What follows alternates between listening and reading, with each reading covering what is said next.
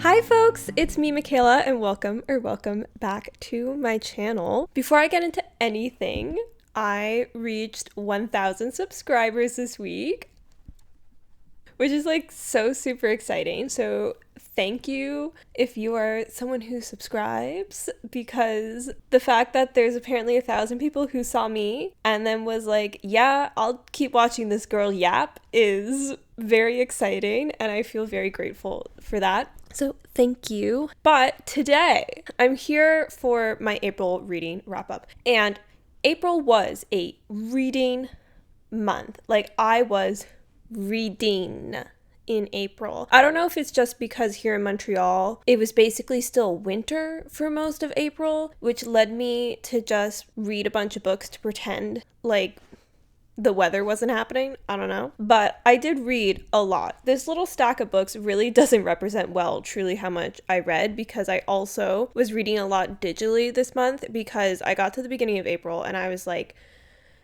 girl, you gotta start reading some of these Libby loans. You can't just keep putting more and more on loan and then like getting the holds in and then letting the holds lapse. Like, you need to read these books because you say you want to read them, and you can't just read your physical books all the time, because then you're never going to read any of these books. So I really tried to like focus on tackling some of that like library TBR in a way this month, and I feel like I did a very successful job, because for once in a very long time, most of my reading was digital this month. But as always, I have my iPad with my spreadsheet, so we can talk some stats before we get into the books. Obviously, Hooper Humperdinck, the new co-host of the channel, is here for the event. But yeah, in April, I read 8 books.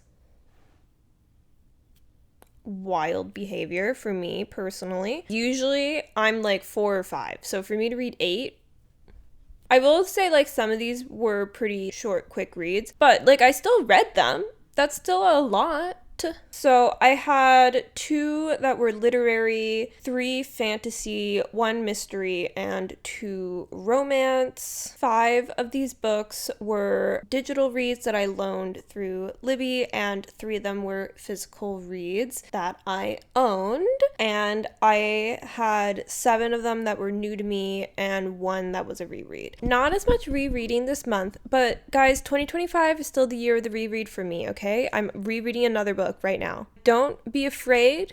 The rereading continues. You probably were not afraid at all, but there you go. I read a total of 2,941 pages in April. Biggest reading month of the year, baby, which averaged to about 368 pages per book, which is still a pretty chunky average, and 98 pages a day. So I was really like in the reading mood in April. Did not stop. I was just zooming in terms of reading. I also, in April, had a average rating of 3.8. Pretty good. And so those are like the general stats. So let's talk about the books. First 2 books here that I'm going to mention are books that I read for a reading vlog where I read the oldest books on my TBR. And the first one that I read in that video was The Vanishing Half by Bennett. I ended up giving this 3 stars. I found it was not what I was expecting it to be, which is partially on me because I went into it having expectations that I just like invented in my head. I'll give it that. But this was like actually a historical fiction, and I really wasn't expecting that. But that didn't really like affect my rating of it too much. I mostly rated it a 3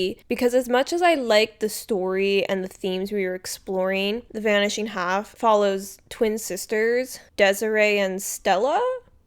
Guys, beginning of April was a really long time ago, so if I got those names wrong, forgive me. It's like historical fiction, so it's set in like the 60s, 50s, 60s, and they're twins who are Black but they're very light-skinned. They're in a town that everybody is very light-skinned, Black people. And basically, it follows them as they choose different paths in life. Desiree lives in the Black community as a Black person, and Stella lives as a white person. And it goes into a lot of themes of, obviously, like colorism, racism, about choosing your own life, about relationships and how your life choices affect that, and also generationally. There's a lot of things that like that were really good, really thought-provoking discussions, but I was confused.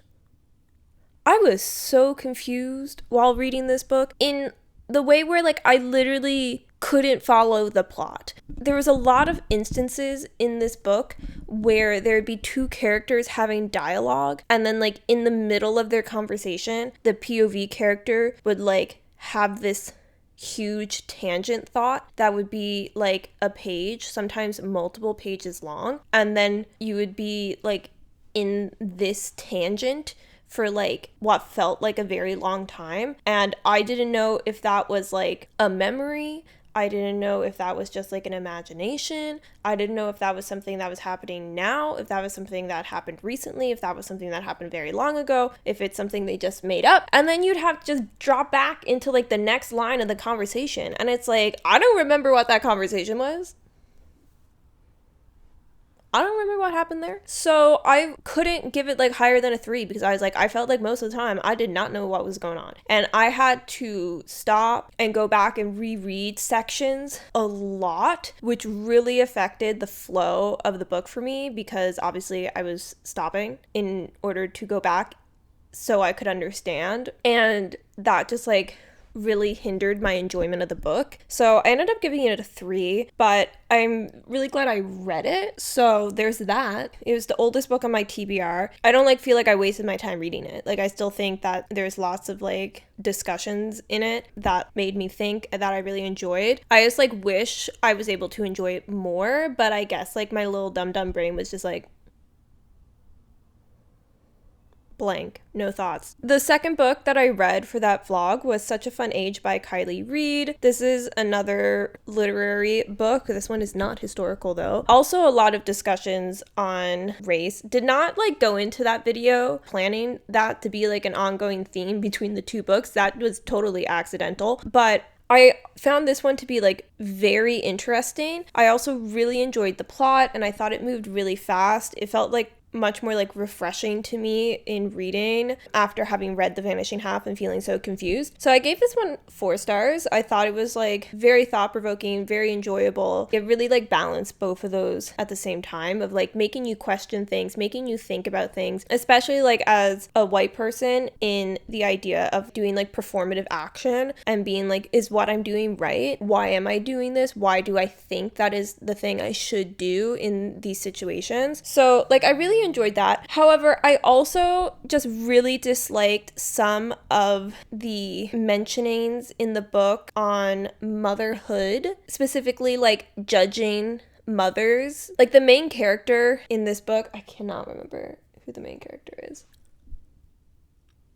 But she's the babysitter of this kid, and she's very judgmental of the mother. And the thing is, when you're the babysitter, you're there because the mom's not there. She's a part-time babysitter. She's only there like 3 days with this toddler. And she's thinking that like she's the only person who understands this kid, and if she leaves like the child will have no one, and that Alex, I remember the mom's name, which is weird. Why can't Amira. That's who the main character is, Amira. And so Amira is a part-time babysitter. And I feel like she spent the entire book being like, Alex is just like not a good mom because she just like doesn't get her kid and she's so dismissive. And it's like, you're the part-time babysitter. You're only there when the mom isn't. Like, you don't know how that mom is mothering. And also, she's like in her early mid-20s and is not a mother. So it just like really irked me when the book to me felt like the voice was giving that like Amira was in the right for thinking these things, and I really don't think Amira was in the right for thinking that. Do I think Alex was the best mom? Probably not, but I also just can't get behind judging moms for things when you don't know the situation well enough. I just can't get behind that. Also, there was like what seemed to be a very positive light on the idea of like diet culture and being skinny and very unhealthy eating practices and ideologies, in my personal opinion, that I really didn't like in this book. They weren't like mentioned that much. I would say maybe like a handful of times throughout the whole book was it mentioned, but every time it was, it really stuck out to me and I really didn't like it. So I gave the book a 4-star because I felt both of those things were minor aspects of the book, and so like the overall book, I did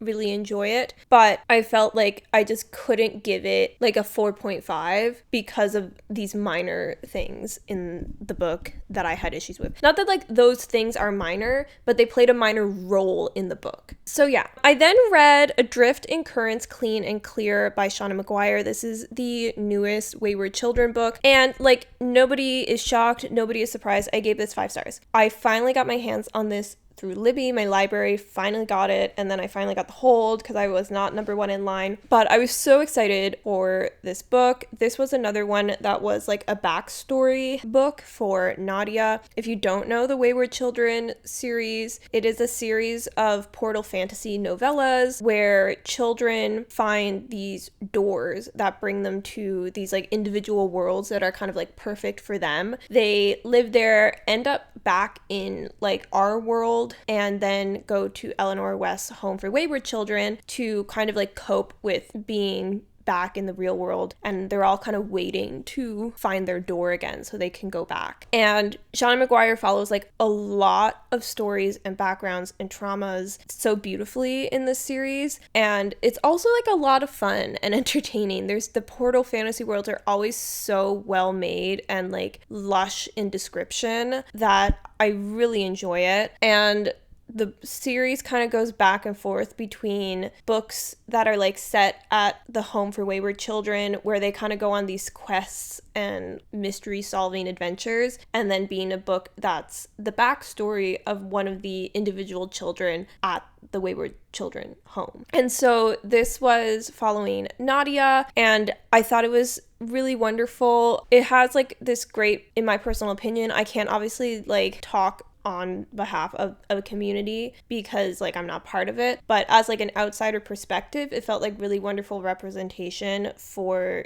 disabled community. Nadia, she was born without part of her arm, and I felt like it did a really nice job of showing how that affected her life and her resilience, but also how like it wasn't so encompassing of her whole life. Like Nadia was like so much more than just her disability. I loved Nadia. I loved her story. I loved her world and the turtles. I find like the water worlds are always like very fun and extra interesting to me. I gave it 5 stars. I adored it. Like I adore basically all of the Wayward Children books. I think there's only like a couple of them that I didn't give 5 stars. I just think they're like these short, sweet novellas that are just like packed full of just wonderful writing. You know, I can't really say much more than that. I then read The God of the Woods by Liz Moore. This is like a mystery thriller book that was on the Goodreads Choice Awards last year. Did this win? I don't think it won. Maybe it did win. I can't recall if it won or not, but it was definitely on like the short list for the Goodreads Choice Award. And so I thought that it sounded interesting. This one's also like a kind of historical read because it's taking place in the, I don't know, a few decades ago. I can't remember the exact time frame. It's almost like a dual storyline in a way because there's the story of like a boy who went missing in the woods,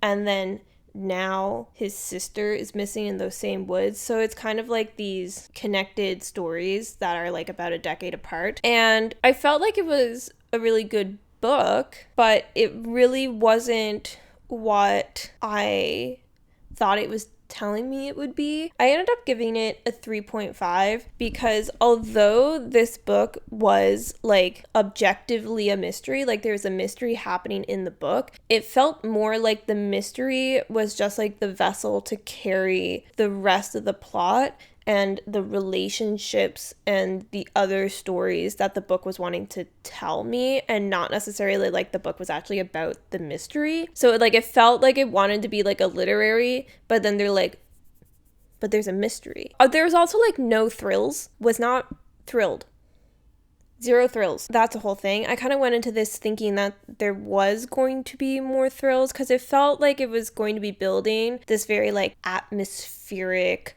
lost in the woods kind of story, you know, which really like felt like it would have built up that kind of like mystery thriller, I'm lost in the woods vibes, and it just like didn't do that for me. And so as much as I like couldn't stop reading it, I didn't necessarily love it. So I ended up giving it a 3.5 because it was very readable. I really couldn't put it down. I was like reading huge chunks of it at a time and I wanted to see where it went, but it was more so I wanted to see where the characters and the relationships were going and the like the history behind these relationships we're seeing in the present day and their development. Like that kind of felt more intriguing to me than like the actual mystery of like, hey, where's that girl who's missing in the woods? You know? I then finally read a physical book in April. I was really like needing to read a physical book at this point in the month because I missed physical reading. And I read The Wicked King by Holly Black. This is the second book in the Folk of the Air trilogy. And I gave this a 4.5. This book, especially the ending of this book, this threw me for a loop. I read this like super quickly and I felt like I was able to enjoy it more because I now know this series is more of a YA fantasy that is like political. I read The Cruel Prince, which is the first book, the first time, and I didn't really love it, but I felt like it's because a lot of people talk about that like it's this YA romantasy, and that really is not the focus of the book. And so then when I reread The Cruel Prince, knowing, you know, what the book was, and instead it's this like super whimsical but like dark political fantasy in the fairy world, it was like so much better to me. So I went into this book super excited, wanting to know exactly where things were going to go from where the first book ended. And now after seeing where this book ended, like I need to get my hands on the third book, you know, because like the twists, the turns, the betrayal, the everything, it was so good. I find that like the fairy magic in this, it really like enhances the political plot. The magic and the lack of ability the fairies have to lie, they cannot lie. So you add that into this kind of like magic that they have, it really enhances the like mind games and the political games and the strategies that are being used in the book. And I thought it just like was really well done. And like I said, like it has this kind of like dark whimsy to it that is quite enjoyable. But I think like the only thing that isn't like 5 stars about this book is that it's like YA, and I'm just like not as much of a YA reader anymore. So sometimes like the youngness of characters is just like not something that I overly relate to and enjoy. But overall, such a good book. Like had me hooked in. I then read what was probably the most exciting anticipated read of the month, which was Great Big Beautiful Life by Emily Henry. I did make a reading vlog for this if you want to check out my full thoughts. I yap a lot. I potentially have a minor mentee B like halfway through.